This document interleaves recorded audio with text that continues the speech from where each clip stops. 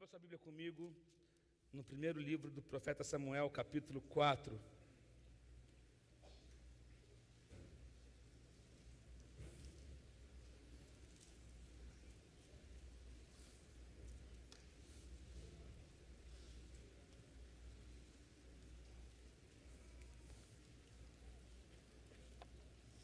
Vamos ler até o verso 11.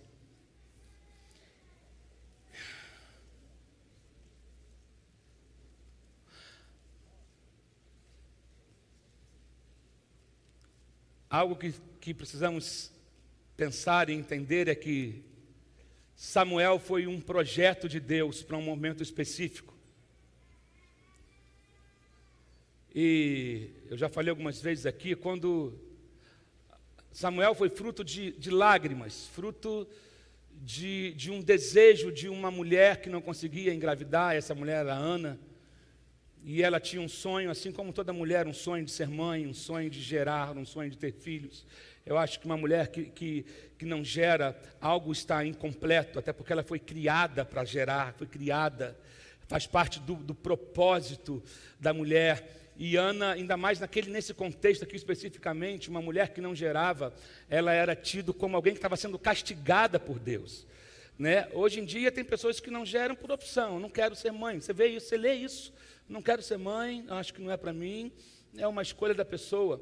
Mas naquele contexto, nesse contexto aqui do Antigo Testamento, uma mulher que não dava filhos ao seu marido, ou ela cometeu um pecado grave, ou estava sendo amaldiçoada por Deus, Deus havia rejeitado e por isso ela não gerava. Esse era o pensamento das pessoas que conheciam a história. Eu quero que você entenda, não esquente com que as pessoas pensam de você. Amém. As pessoas julgavam, não, deve ter sido amaldiçoado, deve ter sido... Algumas pessoas olham para a sua vida, vê você enfrentando certos tipos de luta, podem julgar, criticar e falar, nossa, deve ter feito algo muito errado, está pagando o preço, está pagando, sabe? E começam a julgar você, mas Deus sabe o que Ele está fazendo com a sua vida. Amém? Quero que você entenda isso, Deus sabe, Deus não está brincando com a sua vida, Deus sabe o que Ele está fazendo, e aquele que começou a boa obra é fiel para completar. Deus não terminou ainda o que Ele começou na sua vida. Deus é um Deus processual, e com cada um Ele tem um processo distinto, uma maneira de fazer as coisas. Ele não vai fazer na sua vida exatamente como Ele fez na vida da sua amiga, ou da sua melhor irmã, do seu amigo, daquela pessoa que você conhece, até porque Deus é criativo, e Deus faz o caminho dEle de formas diferentes, de maneiras diferentes. Uma coisa que você tem que entender é, para de ficar pedindo para Deus repetir na tua vida o que Ele fez na vida do outro. Tem gente que quer, não, quero que o senhor faça comigo igual o senhor fez com o pastor Danilo. Não, com o pastor Danilo ele fez numa vibe, numa onda, porque tinha um processo, uma maneira. Deus é criativo, Deus não está limitado, Deus não se esgotou nas suas formas, na sua maneira de agir. Deus tem os seus caminhos, Deus sempre surpreende.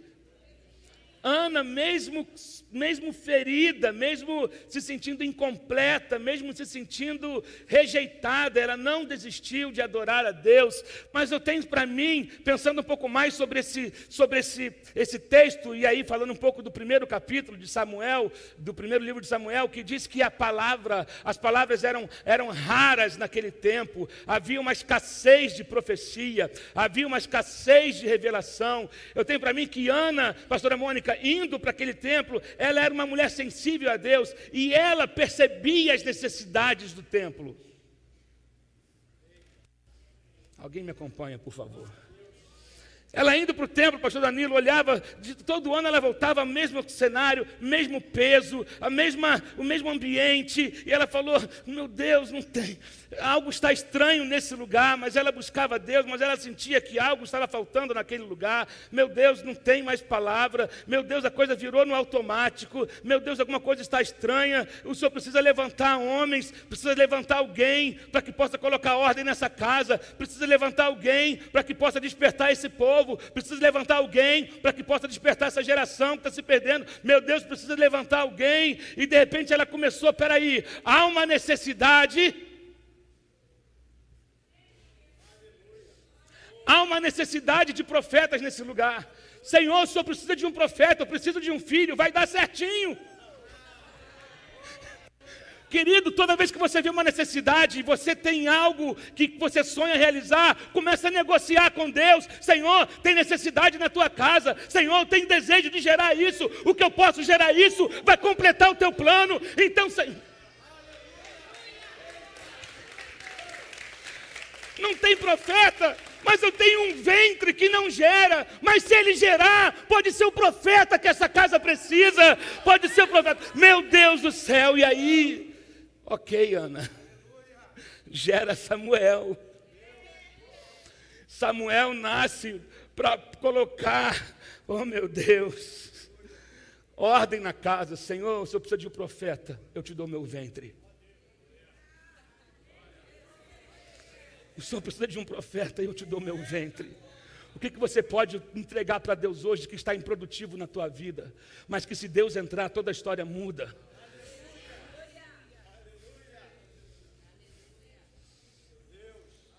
E aqui no capítulo 4, é quando Samuel ele já está exercendo. Começa dizendo no versículo 1 que a palavra de Samuel começa a se espalhar por todo Israel. O que Ana fez? Você sabe que quando Samuel nasceu, ela falou, antes de Samuel nascer, se o Senhor me der um filho, eu vou trazer ele para esse lugar. Ela fez um acordo com Deus. A casa não tem profeta, eu tenho um ventre que não produz, mas se ele produzir, ele vai gerar um profeta, eu vou trazer para esse lugar. Teus sonhos têm que começar a se encaixar com os propósitos de Deus. Tem gente que sonha, mas não realiza, porque o sonho não tem nada a ver com o que Deus quer fazer. Começa a sonhar alinhado com Deus, que você vai ver a tua vida mudar. Você vai ver a tua vida mudar. Começa a trazer propósito para os teus sonhos. Até porque não é sobre você, é sobre Ele. Traga propósitos para os teus sonhos. Traga propósito para os teus projetos. Comece a enxergar as necessidades ao teu redor e fala, o Senhor pode me usar para mudar isso aqui. O Senhor pode tirar. Conta comigo, eu não tenho nada além de um ventre que não produz. Mas o Senhor é o Senhor da vida. Então eu te dou tudo que eu sou.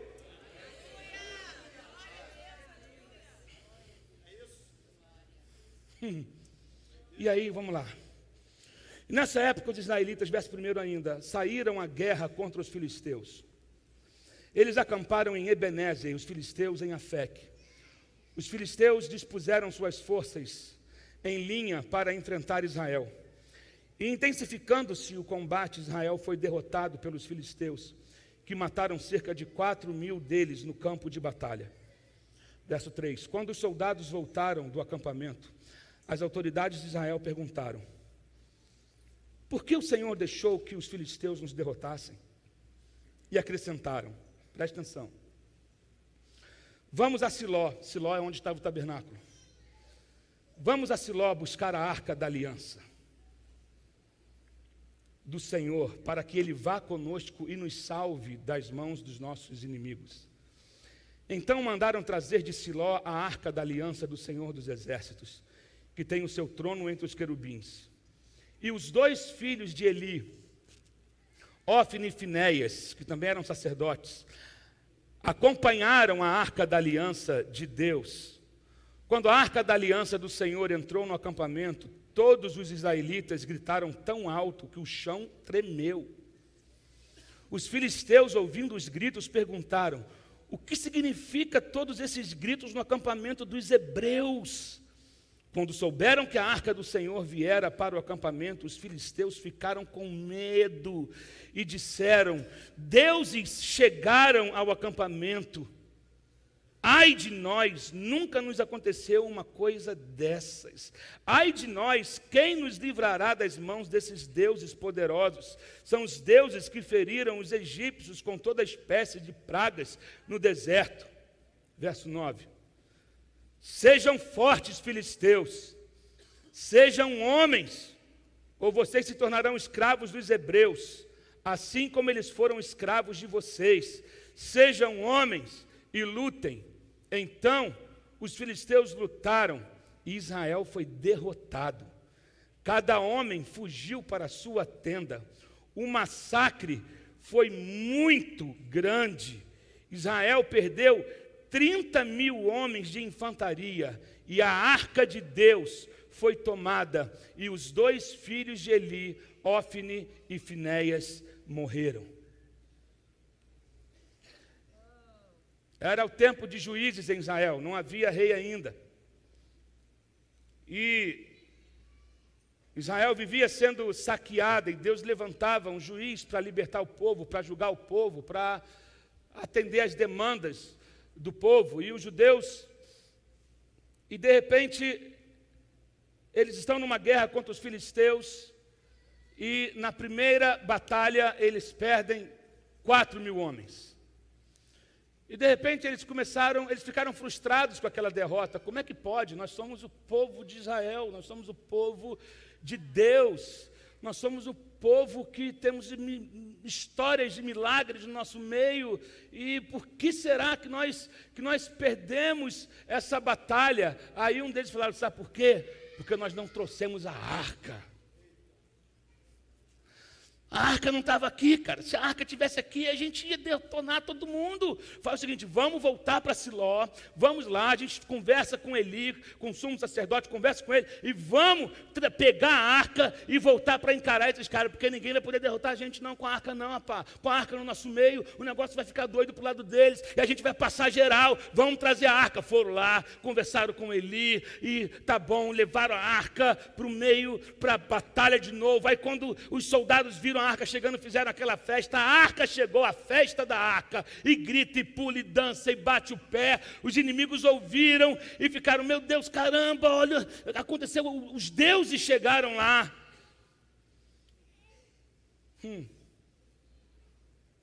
Só que é o seguinte, a arca estava, mas Deus não estava. A arca estava, mas Deus não estava. Sabe, quando você acha que Deus está, mas Deus não está? Quando você acha que Deus vai fazer e Deus não faz? Quando você acha, eles achavam que porque a arca estava, Deus estava. Nem sempre, olha só, ter símbolos que remetem a Deus significa que Deus está presente ali. Porque tem gente que usa o símbolo de Deus como amuleto. Ele tem a Bíblia aberta no Salmo 91, mas nunca leu nada além do Salmo 91 e não tem compromisso e nem intimidade com aquela palavra, é um amuleto. Ele carrega símbolozinhos, ele carrega lencinho, ele carrega óleozinho, ele carrega salzinho, ele carrega um monte de coisa, achando que Deus está naquilo, e Deus não está preso a objetos. Deus não está preso a objetos, e eles perderam. Por que eles perderam essa batalha? Eles ficaram mais frustrados ainda mais porque a arca foi roubada deles. A arca ela era um símbolo, a arca representava a presença de Deus, mas ela não era a presença de Deus, porque Deus não está preso numa caixa. Amém? Por que eles perderam? Uma das razões que eles perderam é porque eles confundiram o visível com o invisível. E tem muita gente que pensa dessa maneira hoje. A gente está falando isso no café da manhã aqui dos pastores aqui, né? Há um misticismo no nosso meio, e muitas pessoas estão refém de objetozinhos, de fitinhas, meu Deus do céu, de salzinho, de aguinha, de não sei o quê. Querido, Deus não está preso nisso. Deus já escolheu um lugar para morar, e esse lugar se chama eu e você.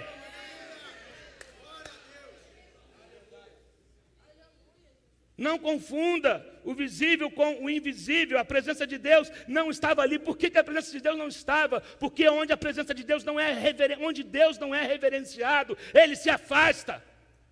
Onde Deus não é honrado, Ele se afasta. O povo estava indo para a guerra, mas o povo não tinha compromisso com Deus. O povo era o povo de Israel, mas o povo estava rejeitando os mandamentos. Havia roubo, havia mentira, havia engano, havia prostituição, havia um monte de coisa no meio daquele ambiente todo religioso. E aí eles decidem levar um amuleto para a guerra, porque agora eles vão ganhar. Só que Deus falou, eu não tenho parte com vocês nisso. Pode levar a caixa, mas eu não vou.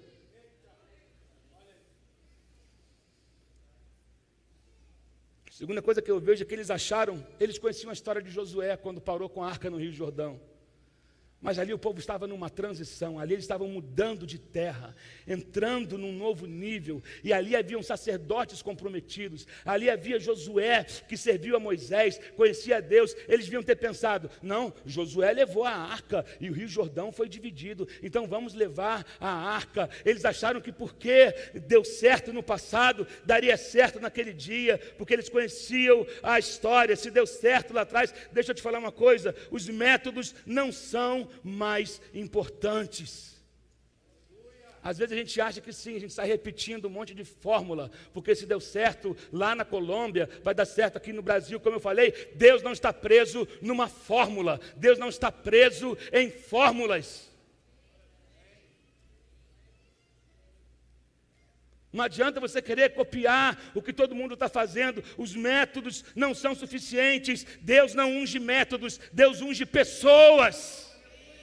Deus unge pessoas, e tem que haver obediência. Deus é movido por obediência. Deus é movido por corações que reconhecem quem são e quem Ele é. Então não adianta eu querer fazer o que todo mundo está fazendo, eu copiar o que deu certo na África, o que deu certo em Manaus, o que deu certo no céu. Não, eu preciso da presença dEle em mim. Eu preciso saber o que Deus quer fazer hoje, através de mim. Senhor, não unja o meu método, me unja.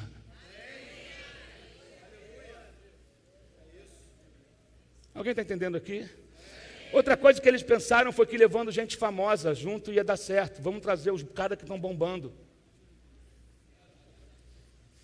Hófine e Finéias são os sacerdotes, são os caras que estão mandando no templo, estão fazendo geral. Vamos fazer uma parada só com gente que está bombando, e aí a gente vai arrebentar. Eles valorizaram mais o nome do que o caráter. Eram sacerdotes, mas não amavam a Deus, eram envolvidos com todo tipo de coisa errada. Deixa eu falar uma coisa: a unção não está no título de uma pessoa. A unção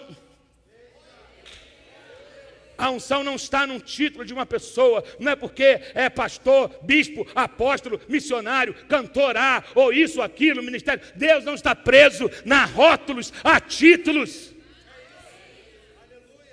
Nem tudo que dá multidão significa que Deus está aprovando. Nem todo mundo que está bombando na mídia significa que Deus está aprovando. Tem gente fazendo sucesso em adultério. Tem gente fazendo sucesso e morando junto sem estar casado. Tem gente fazendo sucesso sem ter compromisso nenhum com a palavra de Deus e juntando multidão. Não confunda barulho de multidão com sinal de aprovação de Deus.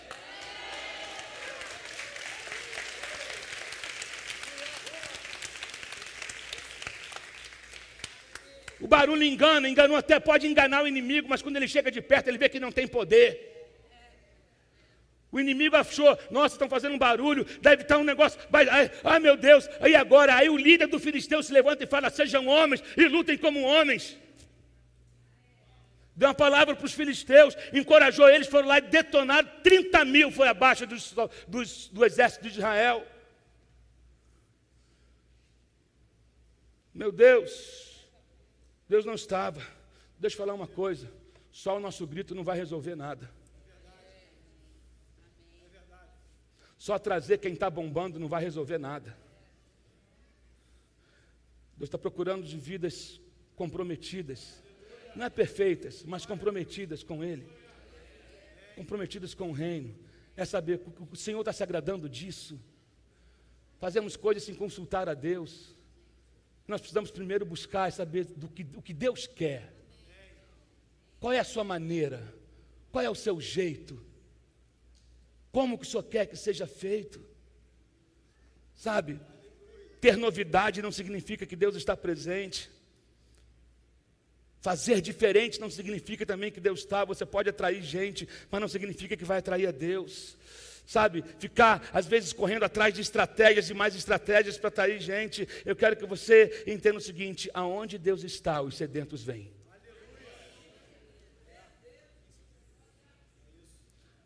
Aonde Deus está, os sedentos vão vir. Tem gente que às vezes fica perdendo noites e mais noites para atrair jovens. Temos que ter estratégia. Eu não sou contra a estratégia, só que isso não pode ser a peça principal. Primeiro tem que ser a presença de Deus, o mergulhar nele, o conhecer a glória, sabe? Para que aí, querido, quando você começar a se mover no Espírito, é impossível as pessoas não serem atraídas por isso. É impossível não ser atraída por isso. Meu Deus, o Espírito Santo é a nossa maior estratégia. Você pode repetir isso comigo? O Espírito Santo é a nossa maior estratégia. Se ele não tiver, pode ter luz piscando, bombando. Sabe, eu estava falando ontem com alguém aqui sobre o crescimento, com o pastor Isaías, sobre o crescimento natural da igreja. A gente está na época, né, que está muito em alta a questão dos alimentos orgânicos. Que ele significa o quê? Que é um alimento puro, livre de agrotóxico.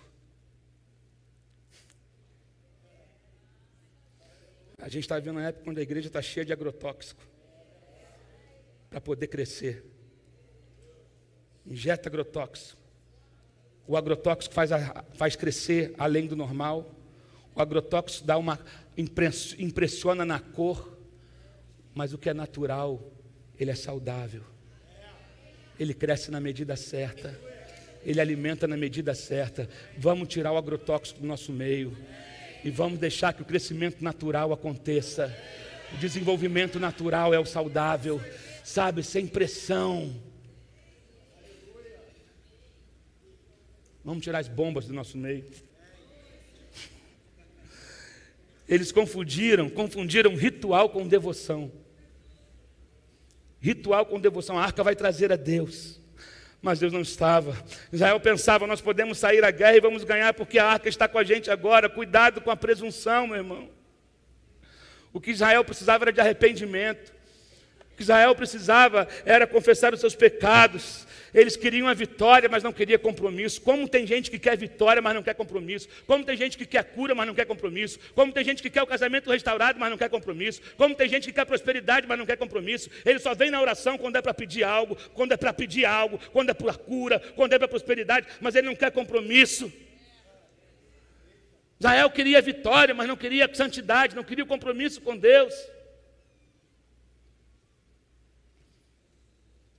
Meu Deus, é fácil, é gostoso ouvir palavra de vitória, mas vitória com Deus começa com compromisso e arrependimento.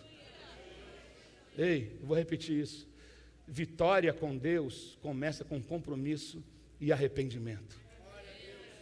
Quer ser vitorioso? Tenha compromisso com Deus. Se quebrante, se arrependa diante de Deus. E não apenas ter uma arca, porque Deus não se limita a um objeto. Sabe, o que adianta trazer a arca achando que aquilo vai trazer a Deus? Não seria melhor parar e rever a vida e falar, Senhor, tem misericórdia de mim. Eu preciso do Senhor, eu preciso da sua misericórdia, eu reconheço os meus caminhos errados. Seria melhor isso do que criar um movimento ao redor da arca? Gente, nada contra, é legal, a gente vai a Israel, a gente traz uma arca, porque lembra, isso é maneiro, é legal. Eu não posso fazer daquilo um monumento. Eu não posso fazer, sabe, da pedrinha um monumento, da aguinha um monumento, do lencinho um monumento. Eu preciso ter Deus na vida. Mais do que tem gente que quer Deus na causa. Você não precisa de Deus na causa, você precisa de Deus na vida. Porque se você tem Deus na vida, a causa Ele resolve.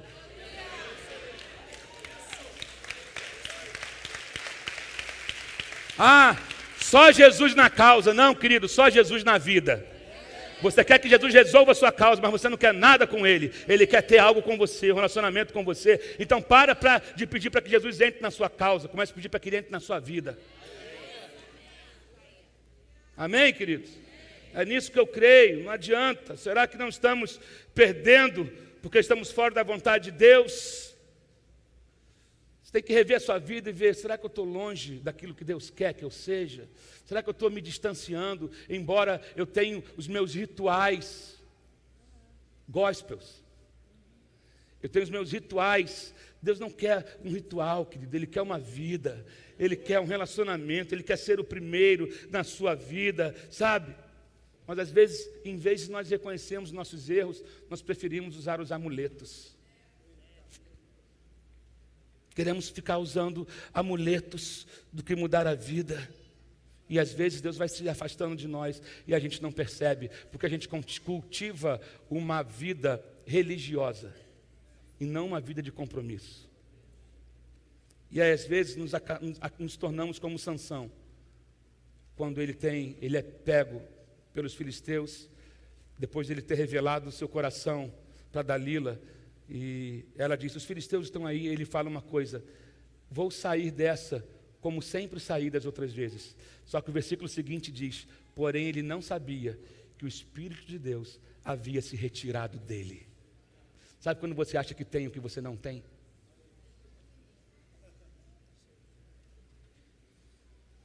Você acha que tem o que você não tem. Você pode ter tido um dia, mas você perdeu porque você não valorizou. Sansão brincou com os segredos de Deus. Sansão brincou com o chamado de Deus. Não brinque com o chamado que Deus te deu. Não brinque com Deus. Não use as coisas de Deus como simplesmente um amuleto, sabe?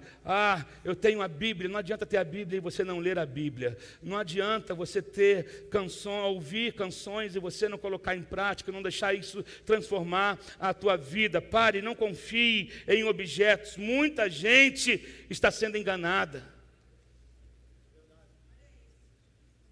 Muita gente está sendo enganada. Tem pastores enganando.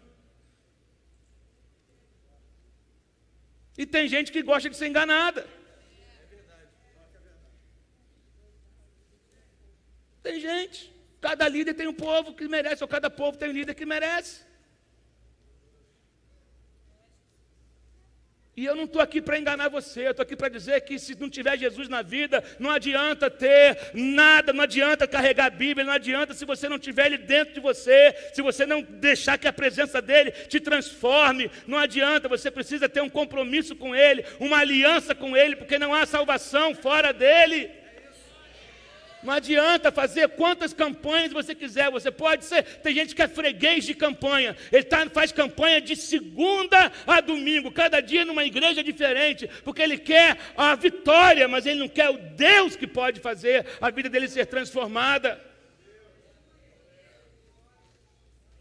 É como eu disse no começo do culto aqui na ministração do louvor: Moisés sobe lá e ouve o que ele quer falar. Eu não vou não, tem muito fogo lá. Eu prefiro ficar aqui embaixo. Ouve lá e passa o recado para mim. Tem gente que quer terceirizar tudo. No mundo de terceirização, tem gente terceirizando a fé. Crê para mim, ora para mim, prega para mim, lê para mim, faz para mim. Você ora para mim, faz isso para mim. E você, meu irmão?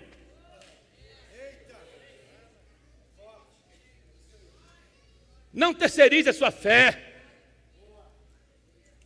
Sabe, que coisa triste. Eles achavam que Deus estava, mas Deus não estava. Quantas vezes, às vezes fazemos festas e não perguntamos: Deus, o Senhor quer isso? Fazemos reuniões, fazemos um monte de... meu Deus, eu lembro quando Davi tentou trazer a arca de volta, a primeira tentativa, ele fez um evento maravilhoso, achava que Deus estava se agradando, a arca estava, mas Deus também não estava. Falando: não é isso que eu pedi. A arca era para carregar no ombro. Nós somos o templo hoje. Seu templo sou eu. Então, eu sou aquele que carrega a presença. Amém? Eli está sentado na cadeira quando chega uma notícia que os filhos dele haviam morrido e que a arca havia sido roubada. Eli era um banana. Eli era um líder banana. Ele queria agradar a todo mundo. Ele encobria o pecado dos seus filhos.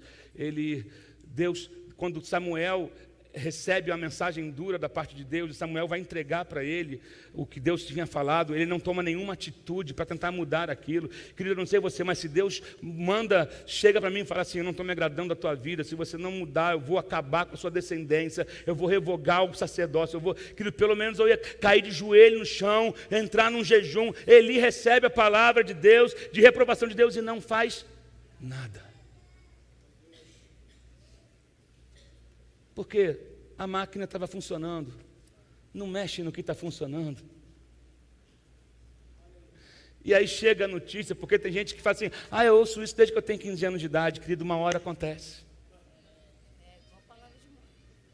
Uma hora, é igual a palavra de mãe, né? Tá mó sol, leva um guarda-chuva. Não vai chover, mãe. De repente vem um vento sudoeste, traz uma nuvem. De repente, tá vendo?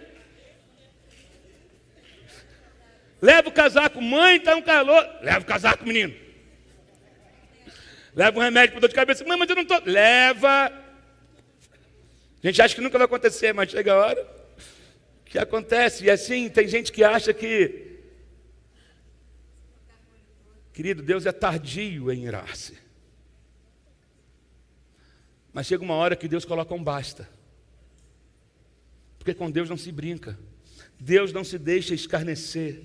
Eli perdeu seus dois filhos no mesmo dia, porque ele não ouviu a repreensão de Deus. Por que a vitória não vem? E a gente precisa considerar algumas coisas que nós precisamos fazer. Você precisa considerar as palavras que você tem ouvido nesse lugar. Elas têm produzido mudança na sua vida? Se você não está sendo vitorioso, você tem escutado palavras, todos os pastores que sobem aqui, graças a Deus nos abençoou com pastores que amam a palavra de Deus, que têm compromisso com a palavra de Deus, e sobem aqui, estão liberando palavras sobre a tua vida. A questão é o que você está fazendo com o que você está ouvindo. Eu tenho certeza que o problema não está na mensagem. Eu tenho certeza, porque eu sei o que é ministrado aqui. O que você tem feito? Eli recebe a mensagem do profeta e não faz nada. Você está recebendo mensagens, ouvindo palavras, às vezes sendo até confrontado, mas você não faz nada. E está pedindo para que Deus faça. E Deus fala, não vou fazer, eu estou out disso aí, porque a tua vida está completamente contrária. Conserta a vida, que o resultado vem. Não fica pedindo para Deus, querido, Deus é o Deus do impossível. Mas o que cabe a você, faça. Tem gente que quer terceirizar para Deus até aquilo que Ele pode fazer.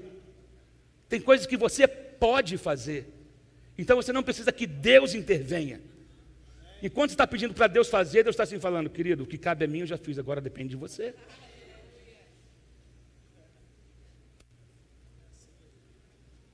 Reveja o que você tem feito com o que você tem recebido.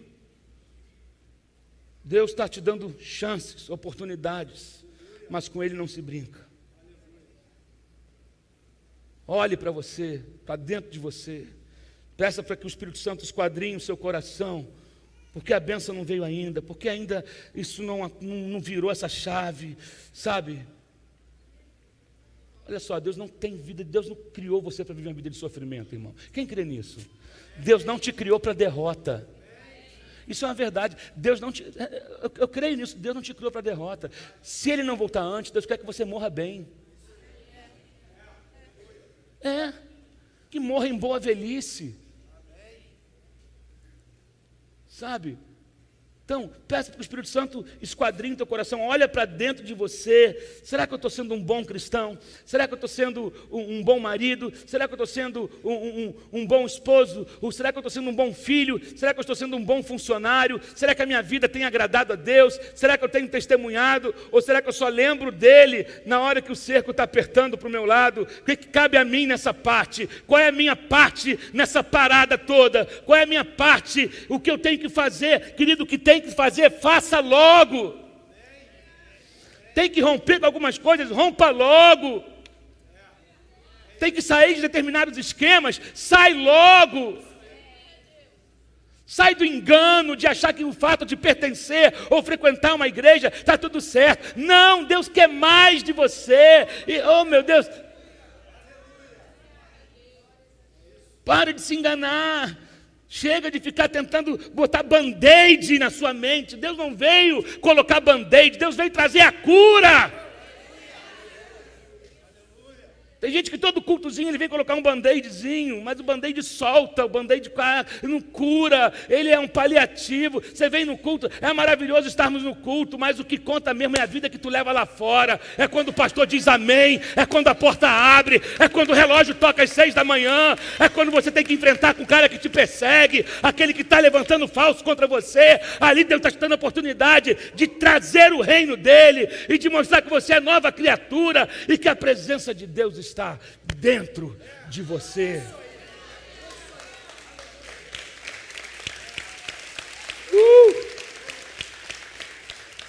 Sabe? se humilhar diante de Deus. Não vá à guerra sem a presença. Sabe, carregue Ele. Todos nós aqui nesse lugar pecamos. Todos nós aqui temos coisas que precisam ser consertadas. Mas para isso existe o arrependimento. Tem que pedir perdão. Se tem algo que você falhou, reconheça o Senhor. Reconheça os seus deuses. Sabe qual é a diferença de Saul para Davi? Saul, toda vez que falhava, botava a culpa em alguém, pastor Léo. Não, eu errei porque a culpa é do pastor. Eu errei porque o pastor não cuidou de mim. Ah, passa mais tarde. Chega de crente mimimi. O pastor não cuidou. O pastor não está aqui para ser babá, meu irmão. O pastor está aqui para te dar a palavra, dizer, aprende a caminhar com as suas pernas. Porque se tirarem os pastores do mundo, tu vai fazer o quê? Se amanhã o pastor faltar, tu vai fazer o quê? Tem gente que acha que o pastor tem que resolver a vida dele em todos os detalhes. Querido, você já é maior de idade, Deus está recebendo a instrução e coloca em prática e sai do lugar de mimimi, de infantilidade espiritual. Não estou na igreja porque o pastor não cuidou de mim. Isso aqui é uma babá 24 horas por dia, uma mamadeira e uma fralda. A gente está brincando aqui de pregar a palavra, de dar mantimento para você, comida, substância para você aprender a caminhar, saber quem você é em Deus, que é a mesma Bíblia que o pastor tem, é a mesma Bíblia que você tem. Oh meu Deus, o pastor sofre também, pastor chora também, pastor é traído também, pastor é tentado também. Oh meu Deus, e quem é que vai cuidar de mim? Quem é que cuida de mim quando eu estou triste? Quem é que cuida de mim quando eu não quero vir para cá? Quem é que cuida de mim quando a gente está em crise? Quem é que cuida de mim? Eu sei o Deus que eu sirvo. Ele me chamou e Ele é fiel para me sustentar. Então não vem me dar suas desculpas.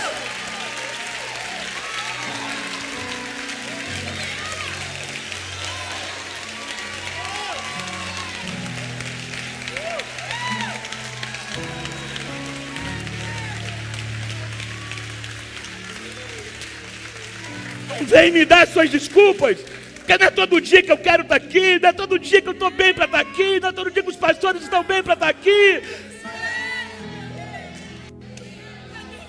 Mas há um Deus que nos sustenta, há um Deus que nos guarda. Chega, a gente tem que amadurecer na nossa fé.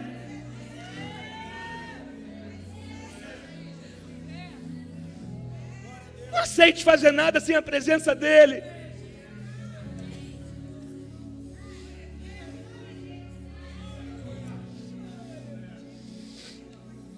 Você tem que pedir perdão, peça, mas perdoe de verdade também. Não fica perdoando e depois mandando indireta. Ou nós somos de Deus ou nós não somos. Ou nós vamos dar frutos do Evangelho, frutos do Espírito ou frutos da carne.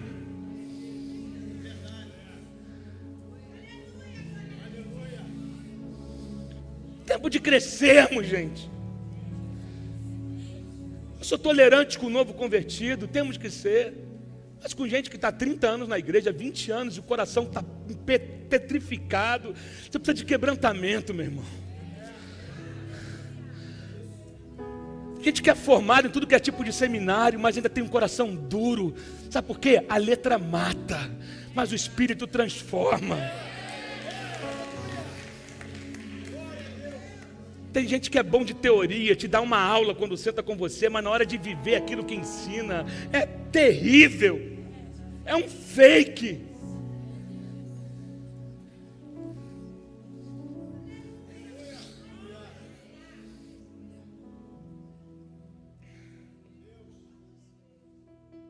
Tempo de se arrepender.